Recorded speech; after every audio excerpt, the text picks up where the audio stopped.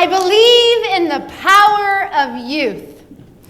I am inspired by young people, their creativity, their imagination, their curiosities about the world, their resilience, their openness to change keeps my energy young and my hopes high.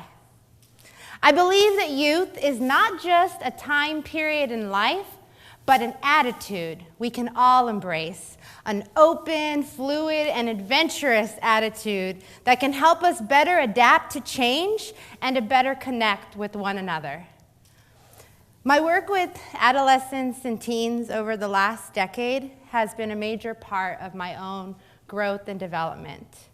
As a mentor, I have had the opportunity to re-explore my youth, the opportunity to learn new things about myself, to challenge myself in new ways, to test my ideals, and to ask new questions of myself. When I first started as a mentor, I had no idea what that meant or what to expect. I didn't feel confident that I would be able to connect with people younger than me, or if I was even mature enough to offer any help or advice. Luckily, early in my career, I was asked to join 3 skilled facilitators on an outdoor adventure trip for 15 teenage girls.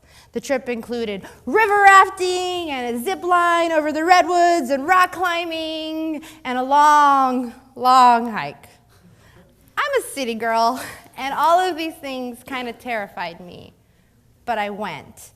And despite the rain and the lightning storms, the trip was amazing. And along with the girls, I discovered some new things about myself, and I faced some of my own fears. I didn't realize how important my role was and why I was asked to participate until much later. As an adult, I was able to model taking healthy risk and pushing my own comfort. When the girls witnessed me trying something new, they felt empowered to try it themselves. If I could do it, they can do it. And it started to show me that you don't need to have all the answers or all the experience.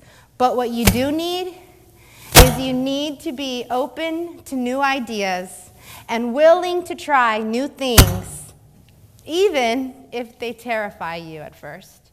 And that regardless of how you're feeling, learning to trust yourself, be aware of your emotions, and learning to manage them so you don't feel overwhelmed, short-tempered, or paralyzed by them. The young people in my life have been my mentors. They have taught me what it means to be resilient, and they have helped mentor me by sharing their stories, their questions, their feedback, and by helping me remember that every day I have a choice to move past my mistakes, to adjust my attitude, and to focus on the positive things in my life.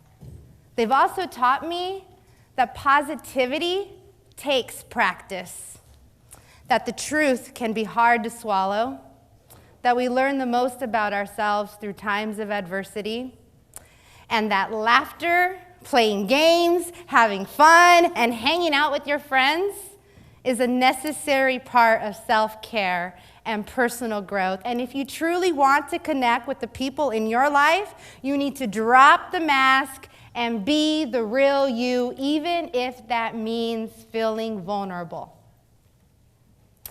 Being a young person in today's world does feel vulnerable. And vulnerability is a part of facing one's true feelings and self and learning how to deal with that rather than running away from that or numbing it. And learning to adapt when things don't match our expectations. I like to introduce an activity because when it comes to our emotions, we have more in common than we think. I'm going to say a statement, and if it applies to you, can you please stand and join me? If you can't stand, please raise your hand, and I'm going to participate as well by stepping forward. So please stand if you are under the age of 18. I think you just notice our beautiful, wonderful young people in the room. Thank you. Woo-hoo. Go ahead and have a seat. Now let's see what else is in here. Please stand if you are 18 years or older. All right, just notice who's standing with you. Thank you. Please have a seat. Thank you. Please stand if there's someone in your life that you look up to or admire.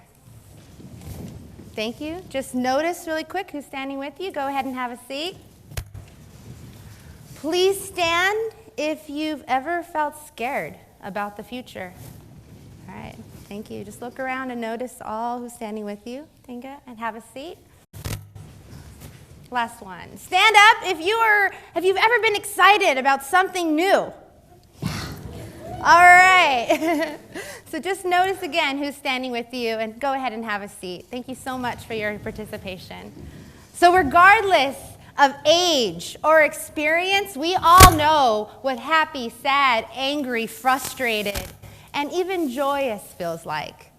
And from my observations, most of us know those emotions, and many of us have someone in our lives that we look up to and admire. Just take a second and think about what it is about that person that you look up to and admire. My greatest mentors have been those people who have been real with me. We can all be mentors to one another by just being aware. Aware of our own attitudes and behaviors, aware of all of our commonalities, and aware of how they affect one another. When we are aware of our own emotions and attitudes, we start increasing our own emotional intelligence. We learn to listen not just with our eyes and our ears, but with our hearts. We learn to become empathetic and understand what it feels like to be in the shoes of another person, not just imagining how they feel, but how you would feel in their situation. We are all connected as emotional human beings, and we have a choice every day about how we treat one another. And even if we don't get the chance in our life to make a deep connection with someone, a hello, a thank you, a smile, even a little eye contact can help brighten their day, adjust their attitude, and create a positive ripple of change. Maintain an attitude of youth and help mentor one another by embracing change rather than resisting it, by dropping your mask, not forgetting the things that make you excited, and continuing to learn, continuing to grow, and continuing to challenge yourself with each new experience. Be true to yourself, and you can start to create the change that you wish to see in the world. Thank you.